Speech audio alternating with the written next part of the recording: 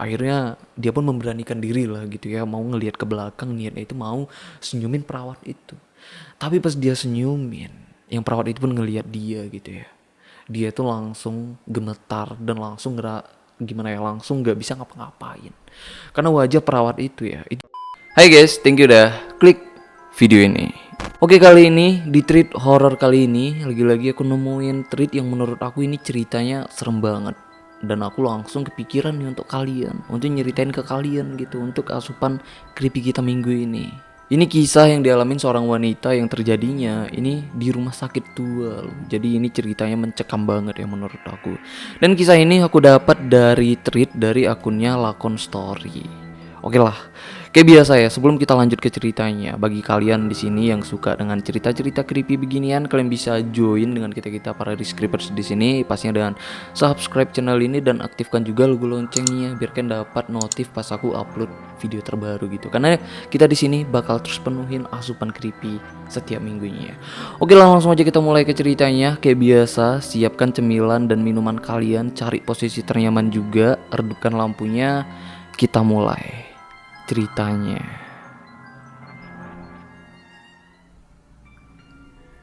Ini kisah yang dialamin seorang wanita yang bernama Yosi, yang mana dia ini itu ngalamin sebuah kejadian saat dia itu baru pindah di salah satu kota besar yang ada di Indonesia.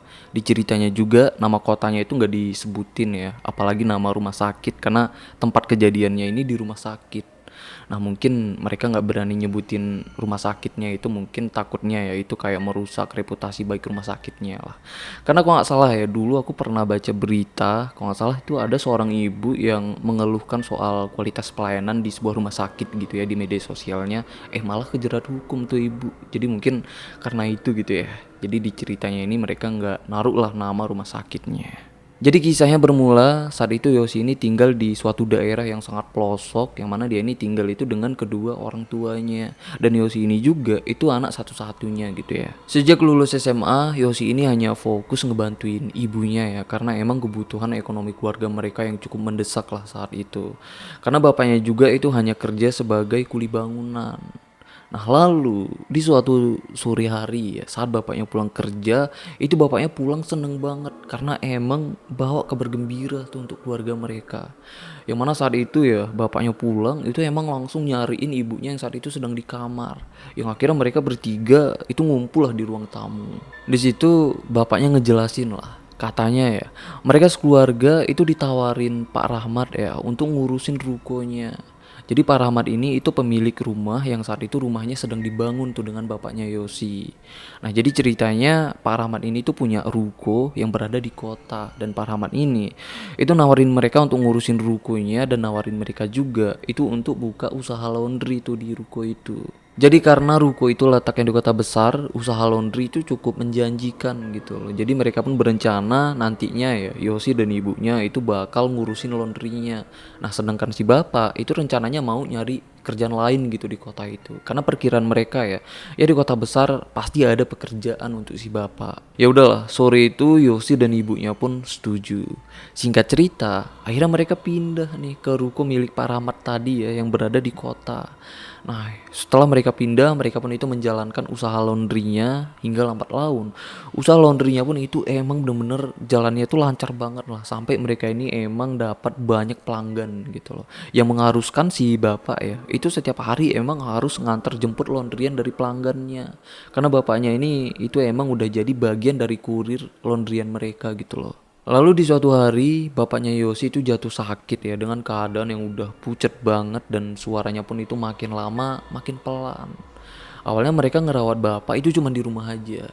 Tapi karena makin lama makin parah gitu ya sakitnya, akhirnya di suatu malam yang itu sekitaran jam 11 malam ya, ibunya Yosi itu ngajak Yosi lah untuk nganter bapak ke rumah sakit. Dan kebetulan juga Yosi ingat katanya pas dia ngantar laundryan dia pernah ngeliat rumah sakit gitu. Jadi semenjak bapaknya sakit ya yang ngantar laundryannya itu si Yosi. Jadi Yosi ini katanya ingat nih dia pernah ngeliat rumah sakit yang ada di wilayah rumahnya lah. Yang mana itu lokasi rumah sakitnya juga lumayan jauh. Tapi itu rumah sakit terdekat gitu perkiraan mereka.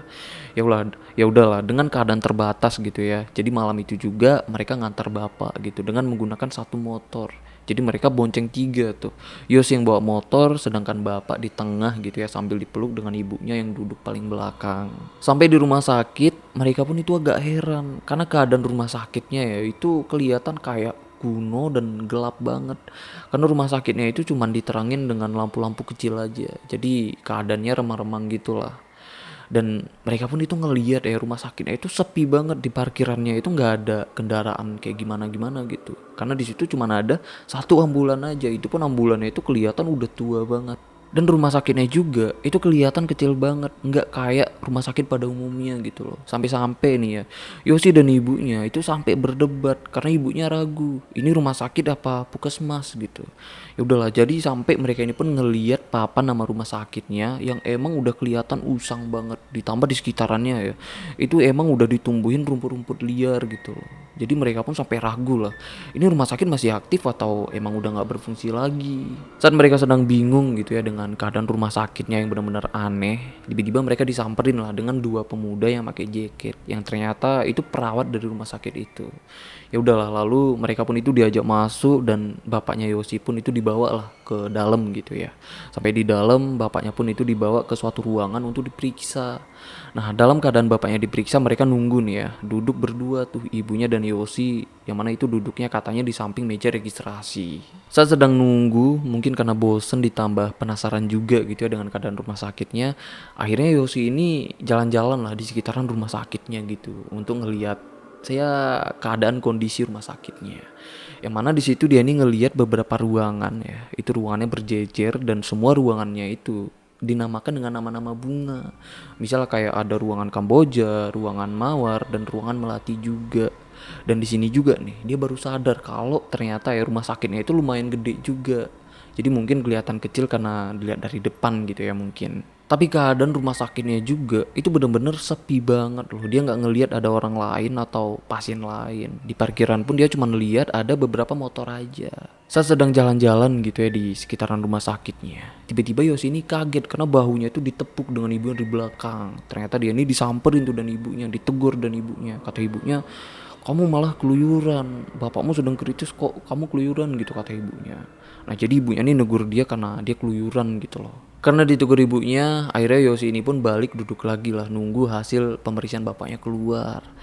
Ya udahlah, singkat cerita, akhirnya ya hasil pemeriksaan bapaknya pun keluar, yang mana bapaknya ternyata itu terkena liver dan bapaknya itu harus dirawat beberapa hari di rumah sakit itu sampai keadaan bapaknya itu benar-benar membaik lah. Lalu mereka pun ngurus registrasi untuk rawat inapnya. Di situ ibunya Yosi milih satu ruangan yang bernama ruangan Melati.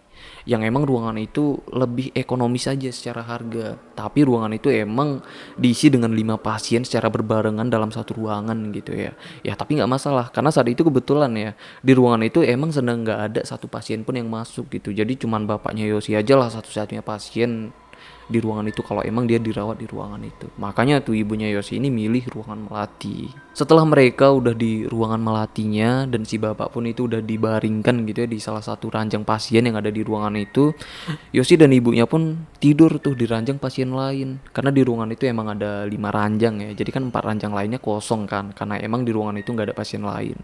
Nah, jadi disitulah malam itu disitulah Yosi dan ibunya tidur. Paginya mereka dibangunin tuh dengan cleaning service-nya yang saat itu sedang nyapu-nyapu gitu ya di ruangan Melati. Nah mereka ini juga itu kena tegur karena peraturannya ya yang bukan pasien itu dilarang tidur di ranjang pasien. Ya udahlah, jadi Yosi dan ibunya pun itu minta maaf lah. Karena itu akhirnya ibunya Yosi pulang lah ke rumah gitu ya sendiri. Yang niatnya itu mau ngambilin barang-barang. Ya mungkin itu kayak ambal, bantal dan selimut lah. Yang niatnya biar mereka ini bisa tidur di lantai gitu sambil ngejagain si bapak di ruangan itu. Nah saat ibunya udah pulang, di ruangan itu cuman Yosi aja tuh sendiri yang sambil ngejagain bapaknya yang saat itu sedang tertidur. Jadi karena nggak tahu mau ngapain ya, akhirnya Yosi ini tidur lagi tuh di ranjang pasien lagi. Jadi biasanya kalau di ranjang pasien itu kan ada gorden kan untuk nutupin pasiennya. Nah dia pas tidur itu ditutupin tuh pakai gordennya, niatnya biar nggak ketahuan dan cleaning service-nya. Nah saat dia udah rebahan ya di ranjang pasiennya, tiba-tiba dia ngerasa tubuhnya itu pegel banget gitu sampai letih banget lah badannya. Yang akhirnya dia ketiduran lah di situ. Pas kebangun ya, yang dia rasa kalau dia tuh baru sebentar tidur. Tapi pas kebangun dia tuh bener-bener heran dan kaget karena keadaannya itu bener-bener udah beda banget. Karena suasananya tuh hening banget ya. Pas dia cek ternyata udah tengah malam gitu. Pas dia buka gordennya juga ternyata di ruangan itu udah ada pasien lain yang bersebelahan gitu dengan ranjang bapaknya. Di situ dia pun langsung buru-buru beresin ranjangnya gitu ya biar nggak ketahuan kalau dia udah tidur di situ. Dia pun itu langsung duduk lah di samping ranjang bapaknya. Saat sedang duduk di samping ranjang bapaknya, itu posisi duduknya itu menghadap ke bapaknya dan membelakangi pintu masuk. Tiba-tiba kedengaran tuh ada yang masuk. Jadi dia sempat noleh ke belakang gitu ya. Jadi nolehnya itu sebentaran aja gitu. Di situ dia sempat ngelihat, oh ternyata itu perawat wanita. Karena dia ngelihat itu emang perawat pakai seragam perawat rumah sakit situ dan di dadanya juga itu bertulisan Melati. Jadi dia pun itu langsung noleh ke bapaknya lagi gitu. Maksudnya itu pura-pura nggak ngeh lah kalau wanita perawat itu masuk. Lalu perawat itu pun jalan mendekat yang persis di belakangnya gitu. Jadi biar nggak disangka sombong, dia sempat agak noleh gitulah sambil ngegeserin bangku gitu ya biar nggak disangka sombong gitu maksudnya. Nah tapi di situ dia nggak sempat senyumin karena perawat itu emang persis ada di belakangnya gitu yang sedang ngurusin obat buat pasien yang di sebelah. Saat perawat itu persis di belakangnya, Yos ini tiba-tiba nyium aroma bunga melati itu yang pekat banget gitu. Dan tiba-tiba juga Yos ini tuh kayak ngerasain rasa yang gak enak gitu loh. Akhirnya dia pun memberanikan diri lah gitu ya, mau ngelihat ke belakang, niatnya itu mau senyumin perawat itu. Tapi pas dia senyumin, yang perawat itu pun ngelihat dia gitu ya, dia tuh langsung gemetar dan langsung gimana ya, langsung nggak bisa ngapa-ngapain karena wajah perawat itu ya itu serem banget sih.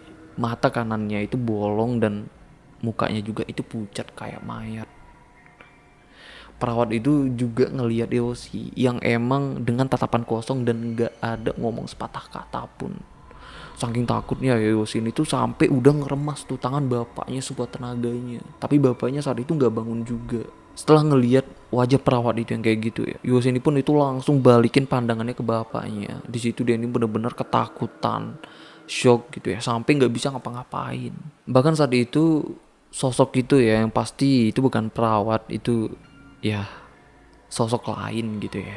Nah saat sosok itu masih ada di belakangnya, dia dalam keadaan ketakutan banget gitu ya sampai nggak bisa ngapa-ngapain. Dan di waktu bersamaan juga tiba-tiba di ruangan itu ada anak kecil perempuan yang berlarian tuh di ruangan itu. Jadi pas dia lihat itu anak perempuan yang seumuran kelas 6 SD lah, yang dia lihat itu sedang berlarian pakai baju hitam serba hitam gitu ya, rambutnya juga itu panjang, yang sedang lari sambil megangin infus. Dan pas dia lihat juga itu bocahnya nggak pakai sendal, jadi di kakinya itu kelihatan lah bercak-bercak hitam. Saat Yoshi ngelihat anak itu ya, anak itu pun ngelihat Yoshi itu tapi dengan tatapan sinis yang seolah nggak suka dengan Yoshi. Nah saat sedang itu ya, Yoshi itu bener-bener ketakutan banget. Jadi saking kagetnya dia tuh sampai nggak bisa gitu menggerakkan tubuhnya. Ya mungkin itu udah ngerasain shock atau kaget sekaget-kagetnya gitu ya. Begitu tubuhnya bisa gerak, Yosin itu langsung bangunin lah bapaknya. Tapi saat itu bapaknya itu bener-bener nggak bangun ya, yang seolah katanya nih, bapak itu kayak udah meninggal.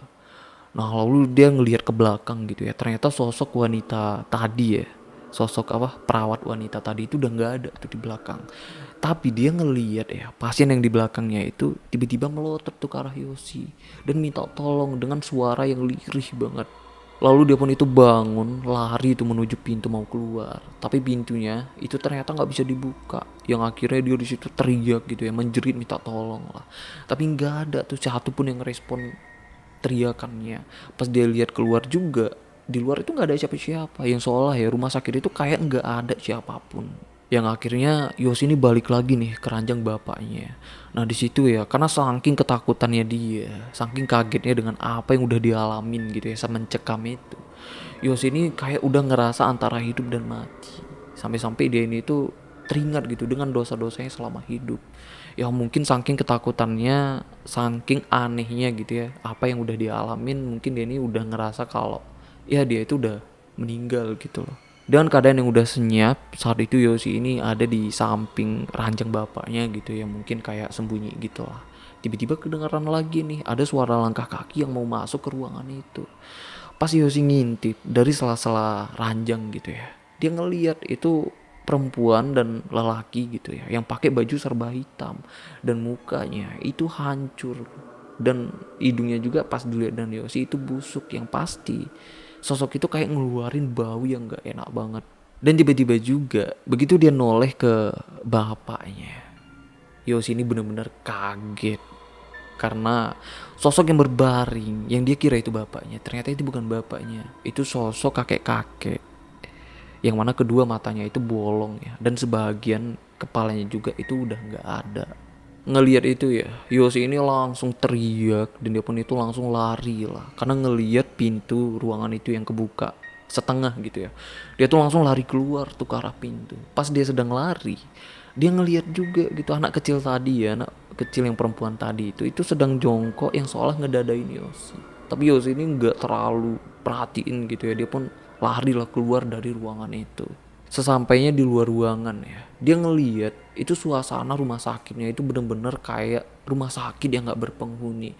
Dan situasinya juga dia tuh ngerasa bener-bener asing banget gitu, kayak situasi asing banget yang gak pernah dilihat sebelumnya. Dan keadaannya pun itu pastinya sepi banget ya, yang motor yang sebelumnya dia lihat ada di parkiran itu udah gak ada lagi. Yosi pun lari lah sambil teriak-teriak minta tolong sampai dia lari itu ke jalan ya yang udah di luar pagar rumah sakitnya. Nah saat dia udah di luar rumah sakitnya, tiba-tiba dia nih ngedenger suara ibunya yang manggil dia dengan suara yang sayu. Yos, Yos gitu. Dan suara ibunya juga itu berasal dari rumah sakit itu. Jadi karena itu ya Yosi pun akhirnya nekat nih balik masuk lagi tuh ke rumah sakitnya. Saat Yosi mendekati gerbang rumah sakitnya yang dia ini mau masuk lagi ya, tiba-tiba Yosi ini tuh ngerasa pusing. Dan tiba-tiba juga nih tangannya itu berasa kayak ada yang narik loh. Yang nariknya ini tuh kayak sekuat tenaga sampai Yosi ini tuh terpental. Yang rasanya katanya ya itu rasanya cepet banget lah. Setelah itu dia sadar gitu ya, yang udah ada di sebuah ruangan yang masih ada di rumah sakit itu. Yang mana di situ ada ibunya, ada bapaknya dan seorang dokter yang bernama Dokter Angga. Nah, di situ pas sadar Yosi ini linglung gitu loh, dia kayak nggak ngerti apa sih sebenarnya yang terjadi dengan dia gitu, dan dia pun itu bingung gitu kenapa tiba-tiba udah ada di ruangan ini. Di situ ibunya Yosi langsung ngejelasin lah, kata ibunya ternyata Yosi ini itu udah koma selama 5 hari semenjak malam itu ya, saat malam Yosi dan ibunya itu ngantar bapaknya ke rumah sakit itu. Ternyata mulai dari malam itu Yosi ini udah koma tuh selama 5 hari, dan di hari itu juga bapaknya Yosi malah udah sembuh loh beberapa hari yang lalu.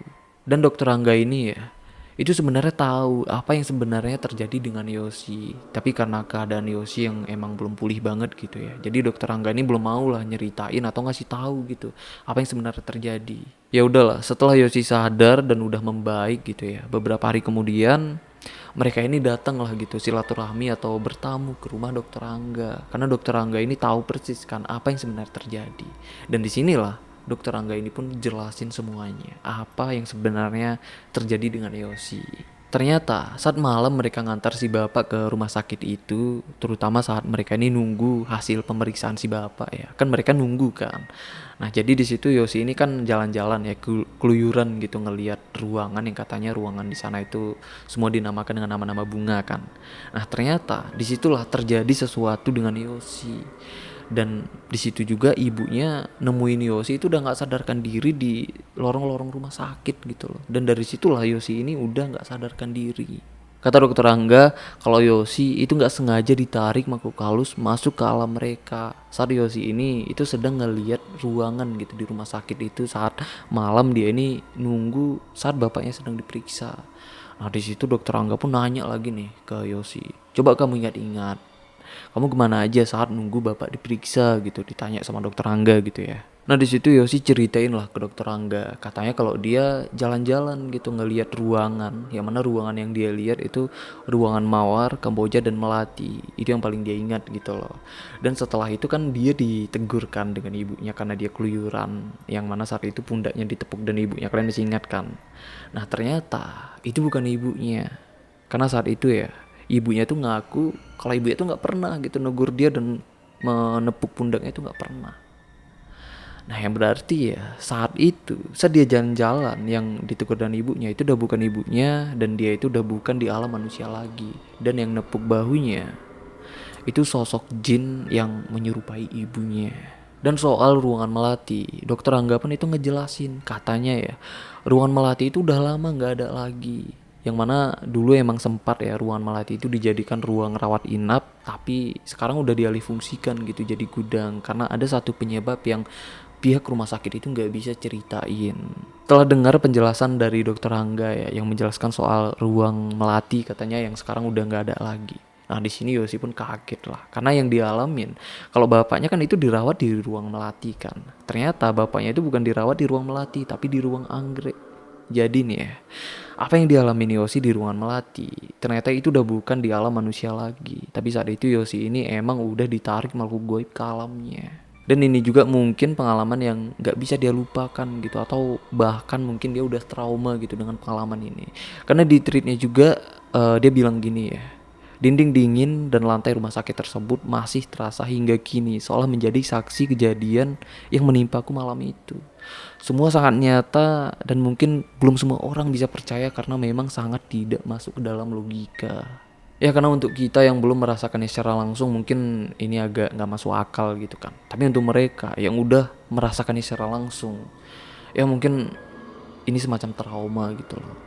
Tapi penulis tweetnya juga itu menyampaikan gitu ya ke semua pembacanya, katanya gitu ya dengan hadirnya tulisan ini semoga jadi pelajaran lah sekaligus menambah wawasan kita semua gitu bahwa mereka emang benar-benar ada dan dunia mereka itu benar-benar nyata dan mereka benar-benar ada di antara kita. Oke, jadi sampai sinilah ceritanya gitu ya. Jadi inilah yang dialamin dengan Yosi ini di ruangan melati itu, di ruang melati itu gitu maksudnya. Yang menurut aku itu serem banget sih, mencekam banget. Yang paling seremnya ya, dia tuh masuk ke alam goib. Tapi syukurnya dia bisa keluar gitu. Tapi gimana jadinya ya kalau dia tuh nggak pernah keluar lagi dari ruang melati itu pasti serem banget sih. Oke lah, gimana menurut kalian soal cerita ini? Semoga cerita ini bisa jadi pembelajaran ya untuk kita kayak yang disampaikan gitu dengan penulis tweetnya. Dan semoga cerita ini juga itu bisa jadi asupan creepy untuk kita semua. Oke lah, aku Rizky Wadano. Bye-bye.